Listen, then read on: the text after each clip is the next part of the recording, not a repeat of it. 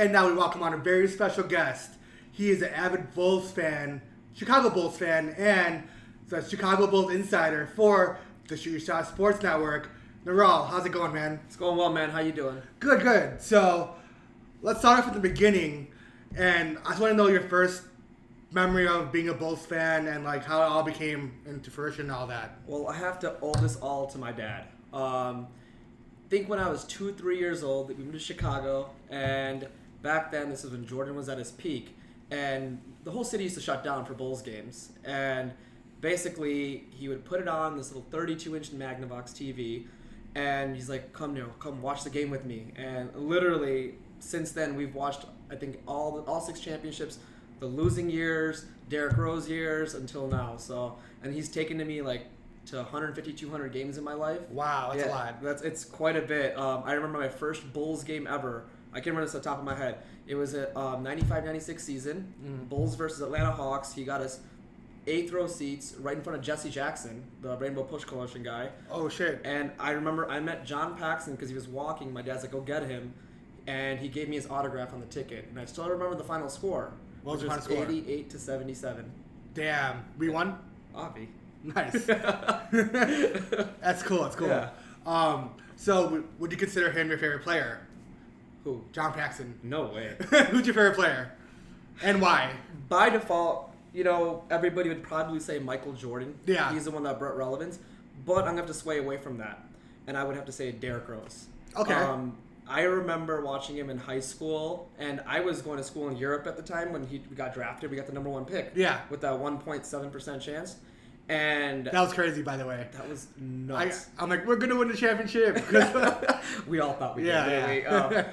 But what happened was, I remember I was sleeping at 3 a.m. because we're 7 hours ahead. Yeah. And everybody thought I was crazy. I'd wake up and watch the draft, and I'm screaming. And my roommate wakes up. He's like, what's wrong? I'm like, we got the first pick. Yeah. And I remember we drafted him. I actually lived in the same building as him at a point, right here 3 blocks away. Oh, wow. That's sick. It was awesome. And did you go knock on his door? Like, yo. I wish. Actually, I think we saw him, and security wouldn't let me get near him. Yeah. That was pretty cool. And that's wild, dude. I did get to meet Joakim Noah, though. Oh, that's dope. The day he was drafted. He came into training camp, and me and my friends went up there to Deerfield, and I remember clearly I was doing the Gator Chomp, and Joakim Noah, a young one, comes up and he does the same thing to us and takes pictures with us. That's so dope. That was pretty cool. Damn. Yeah. So, why do you like the Chicago Bulls? Like, compared to any other, I guess, team in Chicago, what makes you a Bulls fan other than like a Blackhawks fan or like a Bears fan, I guess? Like, what makes you, I guess? Don't get me wrong. I like all our sports. Yeah, yeah. I'm a huge Chicago sports fan. Yeah. But the Bulls is something that was ingrained or instilled in me since I was like, I could barely walk. Yeah. And a lot, again, like I said before, a lot has to do with because of my dad. Yeah. And Michael Jordan, obviously, growing up in the 90s, I mean, that guy was a god over here. So, and then winning all those titles. I remember signs said close for the Bulls game for all these local businesses. And yeah, I've never looked back. I know I went through the bad years too, but I just something about it. And I played basketball my whole life too, so kind of resonated with me. That's cool. That's cool. So let's get into like this year and like the whole like 2021 season. I think it is 2021. Oh no, we started on Christmas, so we can say 2020. Yeah. We'll just say the weird season, whatever. COVID season. Yeah, COVID season. So, what are your thoughts on the season? How far do you think we'll go? All right. So when the season started, I'm an optimist always about the Bulls. Yeah. I think highly. My mom always says that. She's like, you think way too high of your Bulls team. Yeah. But I honestly thought we could snag an 8th seed this year. Yeah. And the way the season started, I mean, Lauri Markkanen was playing awesome. I mean, I think he was our best player until he got the contusion and then the safety protocol thing. And after that, I think obviously Zach LaVine's just destroying it right now. Oh, yeah. What is it? He's averaging 34 points a game in the new year. He's 4th in the league in scoring right now. Yeah. I know we lost a lot of those West Coast games. Yeah. But, man, we were playing against the Lakers, the Clippers. We kept it close. Every game. Yeah. I mean, we came back and beat the Blazers. And, like, Zach LaVine outdueled C.J. McCollum, Damian Lillard, LeBron James, Kawhi Leonard, Paul George. Like, he had more points than all of them in all those games. And, I mean, with Lowry coming back tomorrow, I really feel like we can go on a small little run here. And what are we, like 10 seed right now? We're barely out of the playoffs. Yeah. I honestly feel like this is a playoff team. Yeah. With Billy Donovan coaching. I mean, our offense has like jumped up in the last few weeks to like over the last few weeks to like the second best offensive rating in the league. Yeah. So I think this is a playoff team. Yeah, I agree because as a gambler, I feel like you would need to basically keep it close with these teams. Yes. Because, well, as a gambler, like, there's different spreads for each game, and I feel like good teams win, better teams cover. They've been covering all these spreads. Yes. And, like, I feel like that's a great team because they're keeping up. They're making you money, that's why. Yeah. I mean, I don't think it's just like, I mean, obviously I don't know gambling as well. Yeah. But, like, the Bulls are competitive. Yeah. For the first time in a few years since we traded Jimmy. Yeah. And they're just fun to watch.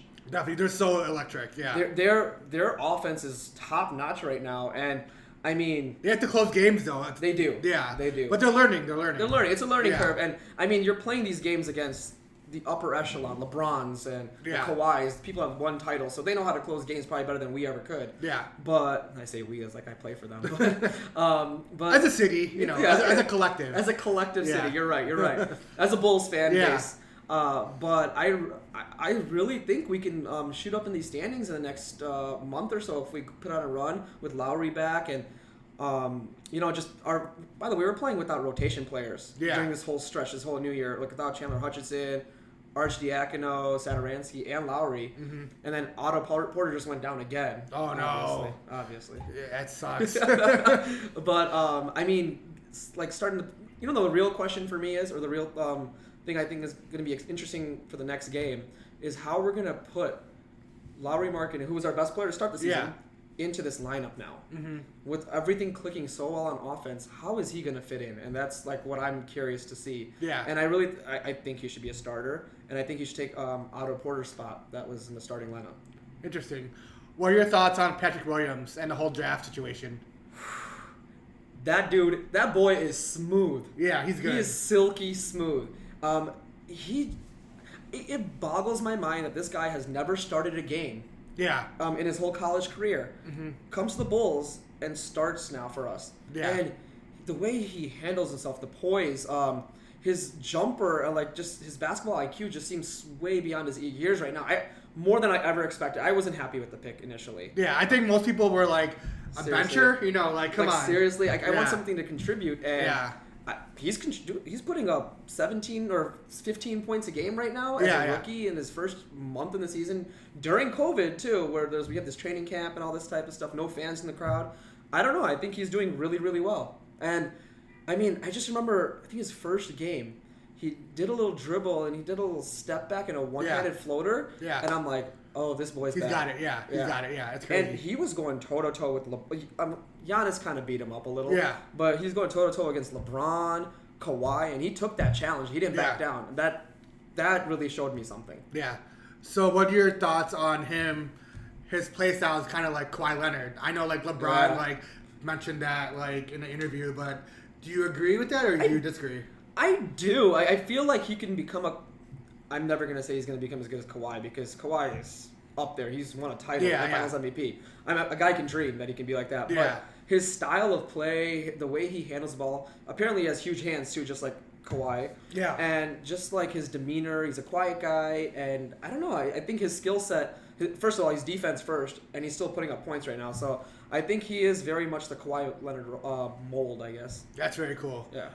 Do you think it fits the mold of the Bulls? Because I feel like, do you think that's what we needed going into the draft? And now we have that. What do you think we're missing? He reminds me a lot of like a glue guy type of player. Yeah. I know he's a rookie, so he may not be there yet. Yeah. But like, one thing that I don't know why when I watched him, I kept thinking Luol Deng.